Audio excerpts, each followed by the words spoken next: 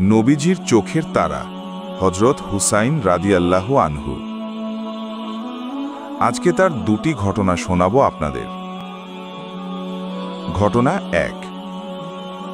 রাসূলুল্লাহ সাহাবীদের নিয়ে একদিন জামাতে নামাজ পড়াচ্ছিলেন। সিজদার সময় তার ঘাড়ে উঠে গেলেন ছোট্ট হুসাইন রাদিয়াল্লাহু আনহু।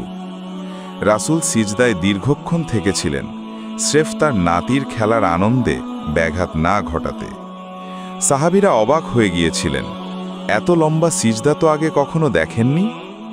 নামাজ শেষে তারা জানতে চাইলেন, ইয়া রাসূলাল্লাহ, আজ আপনি এত দীর্ঘ সিজদা করলেন কেন? রাসূল হেসে বললেন, আমার নাতি আমার পিঠে চড়ে খেলছিল। আমি চাইলাম না তাকে বিরক্ত করতে, যতক্ষণ না সে নিজে নামল। এই ছিল এক মহান নবী সাল্লাল্লাহু আলাইহি ওয়াসাল্লামের নাতির প্রতি ভালোবাসা।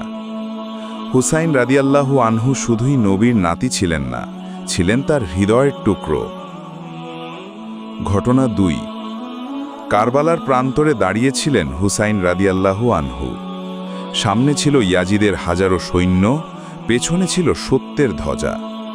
তাকে বলা হয়েছিল, বাইয়াত দিন, আপনার জান বাঁচবে। কিন্তু তিনি বলেন, এক জালেম শাসকের হাতে বাইয়াত নয়, মৃত্যু হোক সত্যের পথে। পরিবার, সন্তান, সহচর একে একে শহীদ হচ্ছেন। পানি নেই, খাবার নেই, অথচ মাথা নোয়াননি কখনো।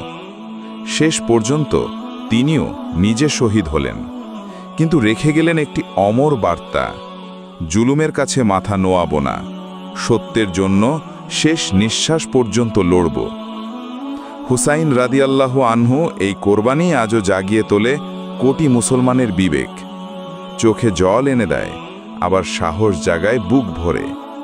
হুসাইন রাদিয়াল্লাহু আনহু ছিলেন নবীজির সুগন্ধি ফুল, আর কারবালায় তিনি হয়ে উঠলেন আমাদের ঈমানের বাতিঘর।